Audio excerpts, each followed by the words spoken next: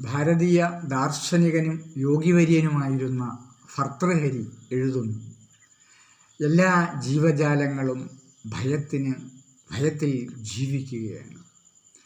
മനുഷ്യനിൽ തന്നെ ഈ ഭയം ഏറ്റവും കൂടുതലാണ്. മറ്റു ജീവജാലങ്ങളിലും ഇത്തരം ഭയം ജന്മസിദ്ധമാണ്.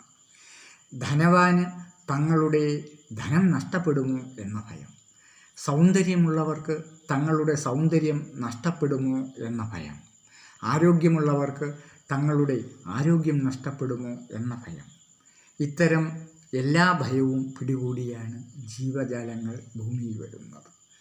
എന്നാൽ മനുഷ്യന് ചിന്താശേഷിയും കർമ്മശേഷിയും കൂടുതലായതിനാൽ ഈ ഭയവും കൂടുതലായി കാണപ്പെടുന്നു. ഈ ഭയത്തിൽ നിന്നും മോചനം നേടാൻ ഈശ്വര വിശ്വാസം ഉറപ്പിക്കുക എന്നത് മാത്രമാണ് മാർഗം. അങ്ങനെ ശുഭാപ്തി വിശ്വാസവും ജീവിത വിജയവും നമുക്ക് നേടാൻ കഴിയും.